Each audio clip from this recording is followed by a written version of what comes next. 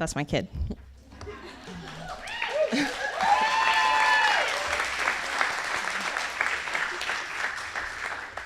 And she was thrilled about that hug. And the grammatical error.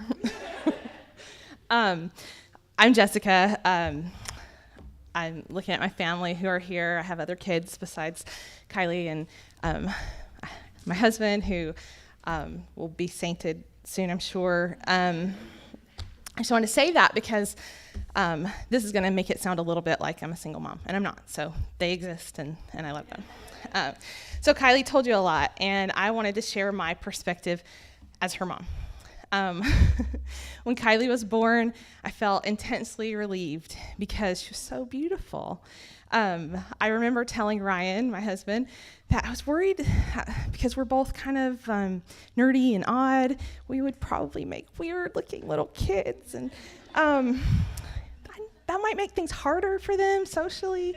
And so relief, because not only was she beautiful, but as she grew, it became clear that she had it all. Beauty, brains, talent. She would have it made and never struggle. I was sure of that.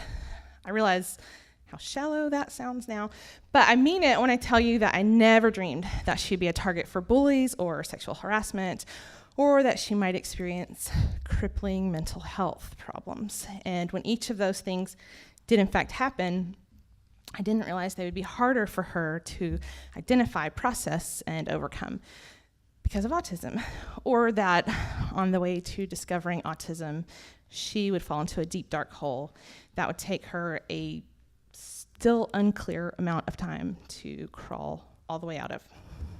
So she clearly pointed out to me this week that just because she is doing normal life things and talking about all this, it does not mean that she is all better. She has lots of struggle ahead, and her awareness of that is both encouraging and sobering. I want to tell you how autism became the seventh member of our little family. As Kylie recovered from a burst appendix, she became different. Where before she'd always been driven and overachieving, she was suddenly phoning in assignments and avoiding things that required effort or human interaction. As she became more severely anxious and depressed, she often needed to be picked up from school because of fatigue sometimes and anxiety other times. She was beginning to have odd misunderstandings with teachers and to take things very, very out of context and very, very personally. One day after school, she became extremely agitated. She lashed out verbally and behaved strangely after something had set her off. The aftermath of that strange episode was a dark cycle of self-loathing and uncertainty. It was the first time I remember hearing Kylie tell me that she wished she could die. I think at the time we called it a panic attack, but it was different than her other panic attacks, and we took it seriously. When our therapist heard this story, his face lit up with recognition, and I was really confused. Why wasn't he disturbed? I was disturbed. I had braced for him to gently tell me that it was time for the hospital. He carefully determined that she was not, in fact, suicidal, and what he said next was a shock. It sounds like a meltdown. She was overwhelmed and not in control. My autistic son does this. That led to more conversations about autism, but I was slow to really get it. She didn't seem autistic to me, and she hadn't always been quite this way. Finally, a few months later, after some confusing ups and downs, I politely asked for a minute at the beginning of an appointment with her therapist. Leaving Kylie in the lobby, I marched into his office and said, I'm pretty proud of this line. I said, "Okay, Kylie's losing it, and I'm starting to lose it. You have to tell me honestly. If 1 is normal and 10 is batshit crazy, where is my kid?"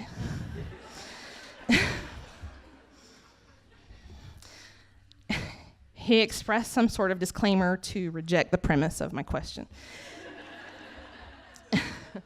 Because therapist. And then he said,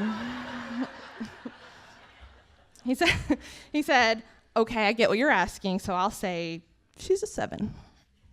If you're talking about a typical person, but if you will look at her as an autistic kid, she's about a 3 or 4. It's where I'd expect her to be for what she's going through as an autistic teenager. So this was not a formal diagnosis, but it was what I needed to hear in that moment. Hey, lady, wake up. Your kid has autism. You need to adjust your sails. And slowly we did, and man, is autism confusing. You just heard from Kylie. She doesn't fit what you probably think of when you think of an autistic person. Did you know that high-functioning autistic girls are severely underdiagnosed? Because not only do their autistic traits show up differently, they are also usually pretty skilled at masking them to blend in with their peers. So often, as in Kylie's case, autistic traits don't become red flags until after puberty or some other event amplifies them. Also, like Kylie, autistic girls tend to receive a few other mental health diagnoses before autism becomes obvious, if it ever does. None of this is because anyone is doing anything necessarily wrong. It's just so hard to see sometimes. Kylie, for instance, will spend weeks studying pop culture references that she doesn't understand so that she can keep up with her peers when they talk about those things. And it's pretty effective. But then she'll develop an intense special interest in whatever that topic was, and she won't be able to let it go for a long time. I never connected that and so many other dots. The tics, the social awkwardness, the getting stuck, the fatigue after social events. But still, she's thrived until she didn't. And sometimes I say, I don't know what we could have done differently. And other times I can point to very specific things that I could have and should have done differently. Like the time I forced her to do a ropes course that she was terrified of and that triggered her first major panic attack. But I can't go back. I can't change anything, and I can't always prevent whatever is next. Here's what I can do. I can keep learning about all of this. I can share with you some of what I have learned in this difficult year and a half and then some.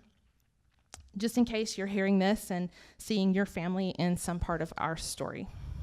So I have learned that when one person in a family is mentally ill, there's a whole family living with mental illness and in need of care. I've learned that a good therapist is worth their weight in gold, and that you might not necessarily find one who is good for you on the first pass. When you do find your person, you'll know it. Kylie's therapist has become our entire family's therapist. Having someone know all our stuff and not live it with us really helps with perspective.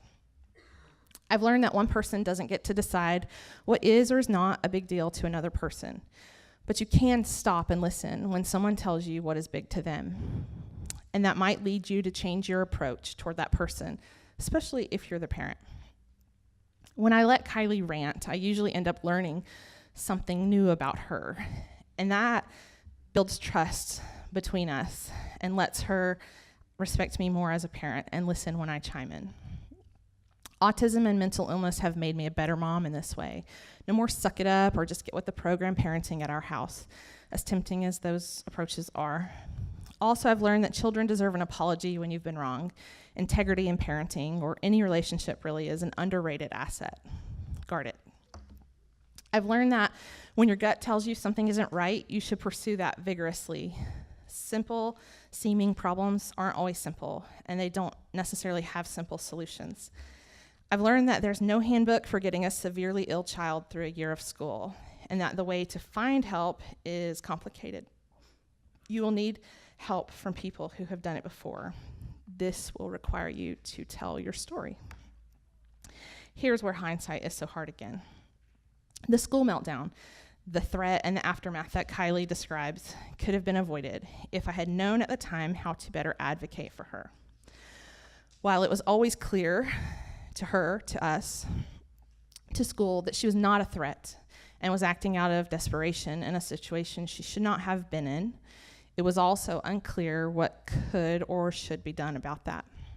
It wouldn't have been unclear, and I wouldn't have had to send her back to school worried that she would be treated like a ticking time bomb if I had known how to navigate the complex set of rules, laws, and evaluations that govern the special education system. It is harder than it should be. Ask for help from experts and other parents who have done it. Be ready to make out-of-the-box decisions you might not have ever thought you needed to do.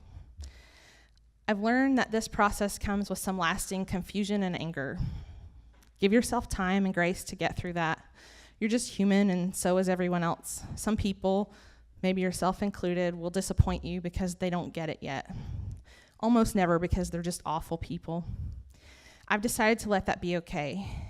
And if one day they will endure a similar struggle, I will be there to listen with compassion and to offer empathy. I would trade a lot for the privilege of not understanding this path most days. So I try not to hold that privilege against others. I've learned that there can be hope, happiness, and laughter again, and sometimes even on the darkest days. And because that sounds so trite, I will admit to you that if you told me that in the wrong moment, I would tell you to shove it.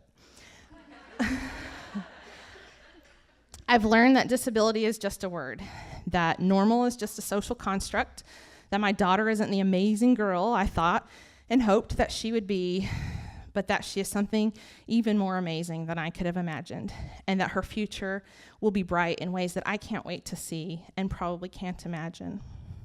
Our family has learned so much and has so much, much more to learn together, and that is exciting and frightening. I've learned that there's power in stories. I'm almost done. Even in scary ones. I have listened to and read countless stories since discovering mental illness and autism in our family. Kylie teases me about my TED Talk addiction. They have helped me more than almost anything else. So tonight, I share a small part of our story to pay that forward to anyone, especially parents of struggling children who may be feeling overwhelmed and not sure what to do next. You are not alone. Reach out. Tell someone your story. Tell lots of someone's your story. Listen to their stories. The more you share, the more you will learn. Keep talking, keep asking, keep listening. Mental illness is hard enough without the hiding and the shame. It needs daylight, and it needs humanity. You can do this, but it's way easier if you're not doing it alone. Thank you.